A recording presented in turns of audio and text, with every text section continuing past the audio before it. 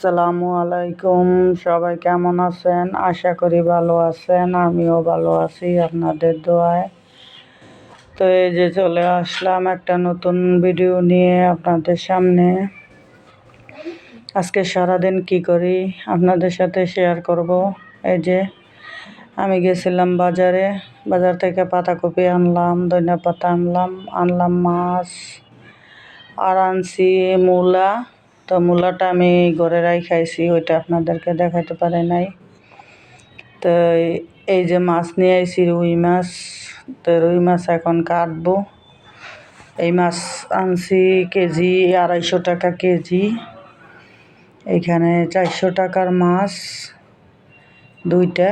তো ছোটো মাছ তো আগে আনছিলাম একবার, সেই মাছ মনে করেন আমি আমারই খাওয়া লাগছে। খালি খাওয়ার মধ্যে আমার ছেলে খাইছে, মেয়েও খায় নাই, মেয়ের বাপও খায় নাই ছোটো মাছ। তো এরা এই মাছ হইলে একটু খায়। তো এই যে রুই মাছ নিয়ে আসলাম। আর এরা নদীরও কোনো মাছ খায় না, নদীর মাছ আবার আমার কাছে ভালো লাগে। তো এরা নদীর মাছও খায় না, ছোটো মাছও খায় না, এই জন্য রুই মাছ নিয়ে আসলাম। তাই রুই মাছ কাটতে নিতেছি। কাটতে আমি আবার কি করি, একসাথেই মাছ আনা কাটতে হালকা একটু ধোয়া দিয়ে 2-3টা কোনো রকম, তারপর আবার ফ্রিজে বাক করে রাইখা দিই। তো যে কোনো টাইমে বার করে রান্না করা যায়। তো এই জন্য আমি মাছ একবারই আনি, বেশিরভাগই সপ্তাহে 1-2বার মাছ আনা মাছ কাইটা থুয়ে দিই। তো যখন তখন রান্না করতে পারি, কারণ আমাদের বাসার গ্যাসের সমস্যা, এগুলো তো আপনাদের সাথে শেয়ার করছিলাম। এই জন্য আর প্রতিদিন বাজারে যাইয়া মাছ আনাও সম্ভব হয় না। তো আজকে রান্না করব মূলা দিয়ে আর মাছ দিয়ে, রুই মাছ দিয়ে রান্না করব। তো আগে মাছ টাছ কাটতে আমি এখন গোসল টোসল করবো। গোসল কইরা তারপরে খাওয়া দাওয়া কইরা তারপরে রান্না করব। আর হলো আমি মনে করেন কি, গোসলের আগেই মাছ কাটি, গোসলের পরে আমার মাছ কাটতে ভালো লাগে না। শরীর নাফাক মনে হয়, পরিষ্কার একটা মাছের আঁশটা শরীরে লাগলে আমার কাছে ভালো লাগে না। তো এই জন্য আমি আগেই মাছ টাছ কাটতে তারপরে করি। তো আমি এই মাছ কাটতে রাখা ফ্রিজে 3 ভাগ করছি, 2 ভাগ ফ্রিজে উঠাই রাখবো, আর ওই যে 1 ভাগ মাল সাথে আছে ওইটা দিয়ে তরকারি রান্না করবো। তো এখন আমি গোসল করব, মাছ টাছ রাইখা দিয়ে ফ্রিজে, আর ওইগুলো পরে ভাজবো আর তরকারি রান্না করব। এখন আমি দুপুরবেলা মাছ আনছি। দুপুরবেলা বলতে ধরেন 12টা-1টার দিকে মাছ আনছি। তো এই মাছ এখন আমি এই যে বিকালবেলা রান্না করতেছি। এখন বিকালবেলা রান্না করি, বিকালবেলা এখন আবার গ্যাস আছে, তো এখন রান্না করতেছি। মূলা দিয়ে মাছ দিয়ে রান্না করবো আজকে, তাই আপনাদের সাথে শেয়ার করতেছি। তো ঢাকা শহর দেখি অনেকেই মাছ না ভাজ্যা রান্না করে, আমরা আবার মাছ না ভাজ্যা রান্না করি না। আমাদের মাছ না ভাজলে খায় না। আর আমাদের এলাকায়ও মনে করেন একদম ছোটো মাছ ছাড়া সব মাছই ভাজ্যা রান্না করে। আমরা না ভাজ্যা মাছ ভালো লাগে না, আমরা জাল ধরা মাছ খাইতে পারি না। মাছ ভাজ্যা তরকারি রান্নলে ভালো লাগে। তো আমার মাছ ভাজা শেষ, এখন তরকারি বসাই দিব। মূলা কাটতে নিছি, এখন মশলা কষাইয়া নিতেছি, কষাইয়া তারপরে তরকারি বসাইয়া দিব। এখন হলুদ মরিচ আমি আবার কি করি, কেউ আছে পেঁয়াজটা একটু লাল হইলে ওইখানেই মনে করেন মরিচ টরিচ দিয়া দেয়, কিন্তু মরিচটা হলুদ মশলা আপনার পেঁয়াজটা ভাজ্যা যদি তেলটার মধ্যে দিয়া দেয়, কিন্তু মরিচ হলুদগুলা কিন্তু পুইরা যায়। আর যদি আগে একটু পানি দিয়ে নেন তাইলে মনে করেন মশলাটা সুন্দর কষানো হবে, আর মরিচ পেঁয়াজগুলোও পুড়বে না, তরকারিও কালো হবে না। তরকারিটা কালো হয়ে যায় না হইলে শুধু তেলের মধ্যে মশলাটা দিলে। তা আমি একটু পানি দিয়ে নিই, সব সময় পানি দিয়ে তারপরে আমি মশলা কষাই। তো আমি যেভাবে রান্না করি সেইভাবেই আপনাদেরকে শেয়ার করতেছি, আপনারাও এইভাবে খাইয়া দেখবেন এইভাবে কেমন লাগে। তো মূলা দিয়া মাছ দিয়া কে কে খান, পছন্দ কার কার, দাওয়াত সবার, আসবেন, আইসা আমাদের বাসায় বেড়াইয়া যাইয়েন। আর মূলা দিয়ে মাছ দিয়ে রান্না করতেছি, খাইয়া যাইয়েন কেমন লাগে। বাবির আপার হাতের রান্দা বা খালা আন্টির হাতের রান্দা, আসবেন, খাইয়া যাইয়েন, সবার দাওয়াত রইল। তা মূলা, নতুন মূলা তো এখন শীতকালের মূলা, তরকারি রানলে ভালো লাগে।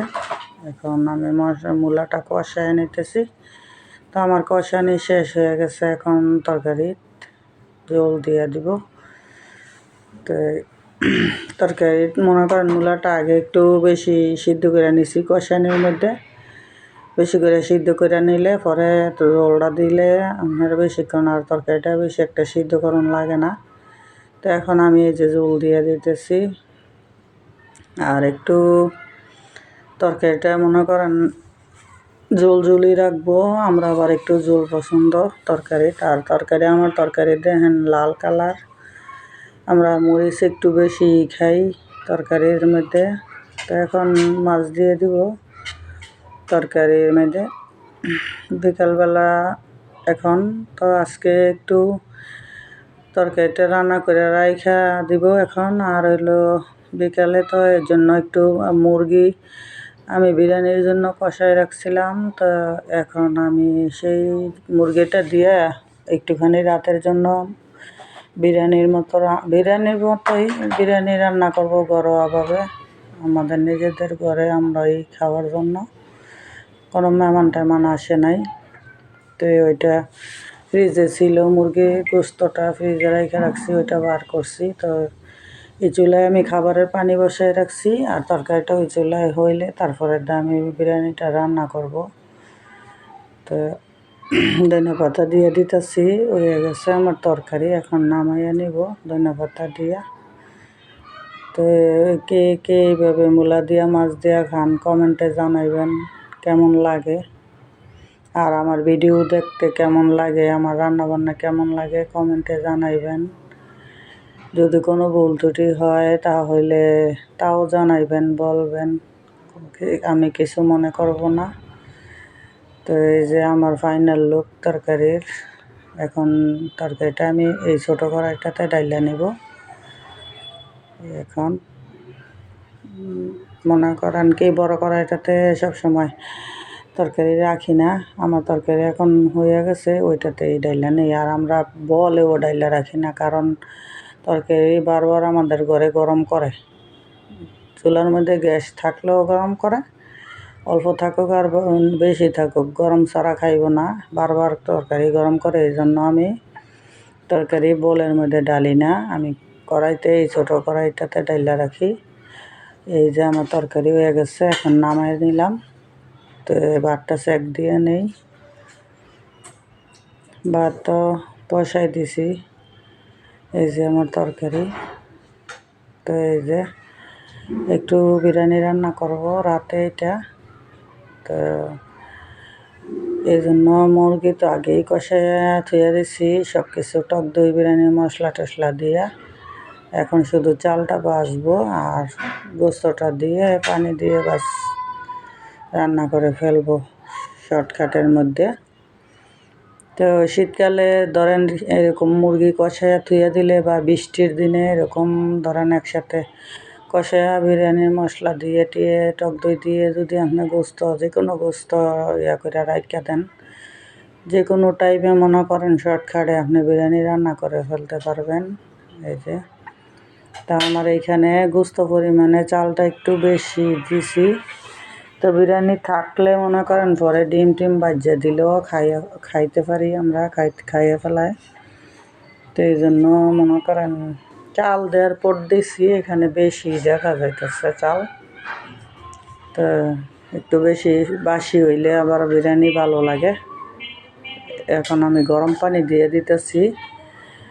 তো এটা গোস্তটা একটু বরফ বরফ আছে, মানে সারে নাই বেশি, মানে অল্প একটু বাকি আছে সারার। তো গরম পানিটা দিয়ে দিলে চালটা ভাজছি, এখন গোস্তটা তো দিয়ে দিছি, এখন গরম পানিটা দিলে এটা আবার ছুটটা যাইব। তো ওইটার মধ্যে আবার আমরা গরুর গোস্ত রান্না করছিলাম, গরুর গোস্তের একটু ঝোল ছিল, ঝোল বলতে কি একটু গুস্তই ছিল, ওইটাও আমি ধুইয়া গরম পানি দিয়ে দিলাম এই জায়গায়। তো এখন আমার বিরিয়ানি মাঝে মাঝে আমি লাড়া দিয়ে এই যে কাঁচামরিচ, আলু বোখারা এগুলো দিয়ে দিছিলাম। এখন আমার বিরিয়ানি রান্না শেষ, বিরিয়ানি নামাই নেব। তো ভিডিওটি যদি ভালো লাগে আপনাদের কাছে কমেন্টে জানাইবেন, সবাই আমার পাশে থাকবেন, আমার জন্য দোয়া করবেন। কেমন লাগে আমার ভিডিও। তো এখন চলে গেলাম, এই যে মাইয়াই চিকেন স্টিক দিয়ে বিরিয়ানি খাইব, তো চিকেন স্টিক আনতে চলে গেলাম, চিকেন স্টিক আনতে। তাই না পরে মাইয়ারও দিলাম, আমিও নিলাম। তো দুজনেই খাবো, রাতে খিদে লাগছে। তো এই দোকানে গিয়েছি, এই যে নিয়ে আসছি দোনো মাই যে